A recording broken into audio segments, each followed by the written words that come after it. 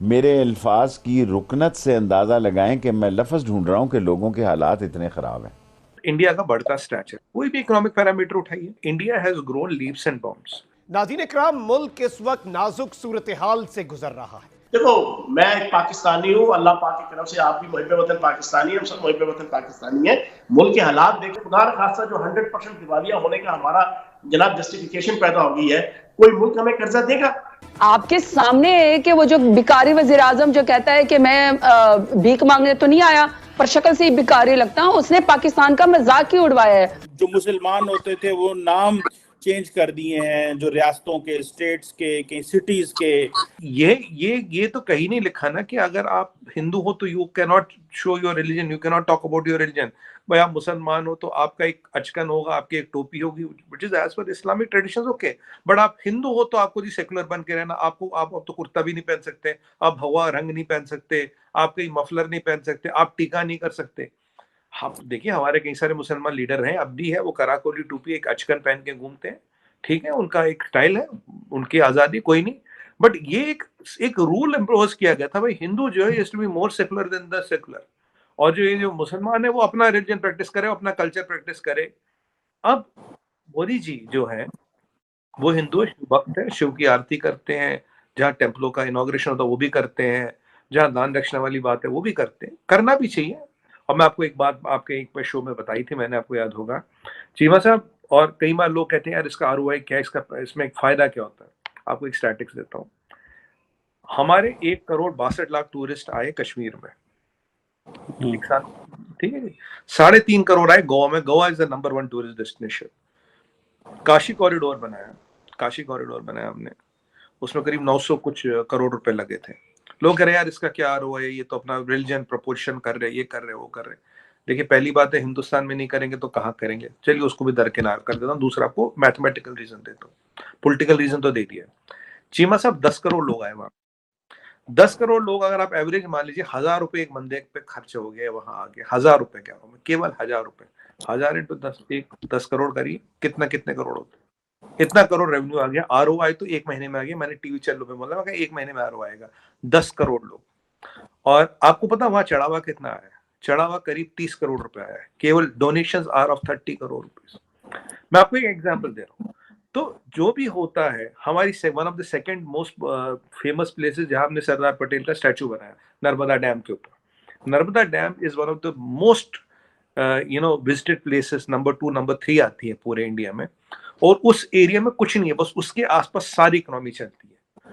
तो इकोनॉमी को चलाने के लिए भी तरीके होते हैं, इकोनॉमी को चलाने के भी काम होते हैं। इट्स नॉट ओनली कि भाई मैं अपना मजहब का प्रोपोगेशन करता हूँ, everything has a scientific reason and logic around it. हमने इंडियन टेम्पल्स पे बात की थी पीछे, कितने trillions of billions of trillions of dollars total net worth है। तो everything has a socio economic reason, it is not only कि भाई I am propagating my religion. और as a Hindu, he should propagate his religion. He should talk about his religion. We have had Islamic onslaught for 1,000 years. ये भी एक सच्चाई है, इसमें कोई डिनाई नहीं कर सकता। Forced convergence happened there, ये भी कोई डिनाई नहीं कर सकता। तैमूर लंग को कोई डिनाई नहीं कर सकता, औरंगजेब को कोई डिनाई नहीं कर सकता। औरंगजेब ने क्या किया सबको पता है। बट अब हम उसमें नहीं जा रहे। हमारा मानना ये चीमा साहब, अगर एक लाइन है इसको छोटा करना, उसके सामने इतनी बड़ी लाइन खींच दो, इसको हाथ लगाने की जरूरत नहीं, इतनी बड़ी लाइन खींच दो, ये खुद ही वकार में छोटी दिखे। We have the right to do that and we are rightfully doing that. We are not apologetic about it at all. Fitch, Moody's और दीगर आलमी इक़्तिसादी इदारे हमारी मईशत की जो रेटिंग है उसको कम कर रहे हैं।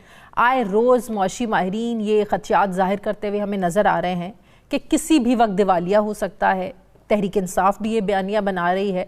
सिर्फ यही नहीं, मौजूदा हुकूमत के साबिक वज़ीर ख़जाना मिफ्ता इस्माइल भी अपनी ही हुकूमत पर एतराज़ उठाते हुए नज़र आ रहे हैं और मौजूदा मुल्की मईशत की रफ्तार और हालात पर तहफ़्फ़ुज़ात का इजहार कर रहे हैं। और जो मौजूदा वज़ीर ख़जाना है वो अपने ही साबिक वफाकी वज़ीर ख़जाना से पिछले 7 महीनों का हिसाब और जवाब मांग रहे हैं।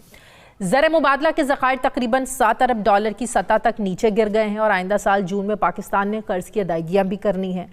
और अगर IMF से कर्ज़े की किस्त नहीं मिलती तो हालात मज़ीद मुश्किल हो जाएंगे। लेकिन वज़ीर ख़जाना इसहाक़ डार ये कह रहे हैं कि अगर IMF नहीं भी देता उन्हें कोई परवाह नहीं है, वो मुतमईन है कि ना तो हम डिफ़ॉल्ट करेंगे और ना ही मईशत इस हद तक नीचे गिरेगी।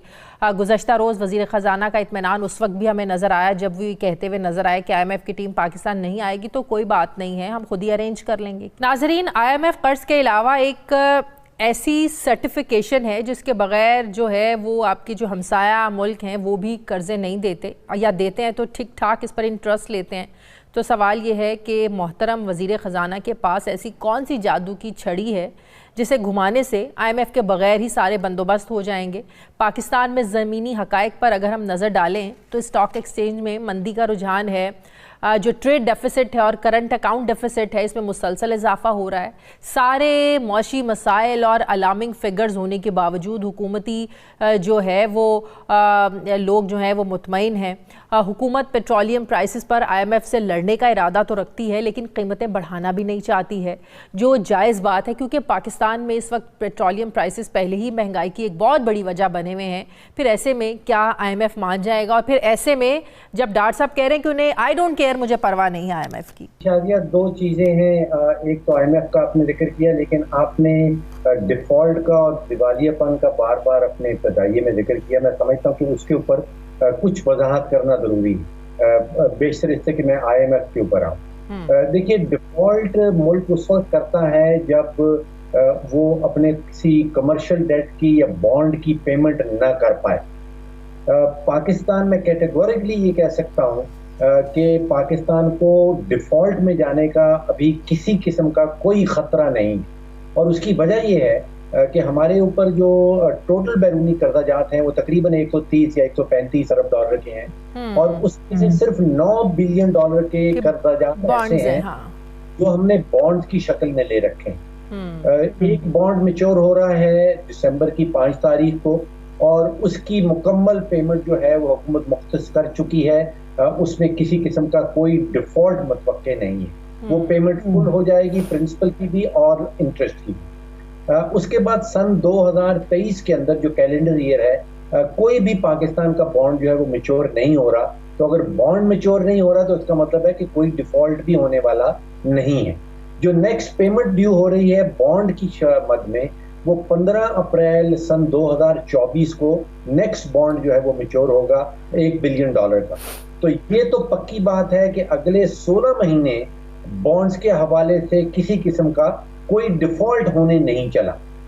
ये बात तय कर लें। जो मल्टीलैटरल होते हैं, यानी कि IMF से कर्जा आता है, जो वर्ल्ड बैंक से कर्जा आता है, उनमें डिफ़ॉल्ट नहीं होता। वो यूजुअली जिसको हम कहते हैं रीस्केजुलिंग, यानी कि उसकी एक तारीख का तयन कर लिया जाता है, तो वहाँ पे डिफ़ॉल्ट नहीं होता। डिफ़ॉल्ट सिर्फ बॉन्ड की शक्ल में होता है, और बॉन्ड जो है वो मैंने जैसे कहा कि 2024 से पहले पाकिस्तान का कोई बॉन्ड मैच्योर नहीं हो रहा, तो डिफ़ॉल्ट नहीं होने चला। ये मैं आपको कैटेगोरिकली बता सकता हूँ।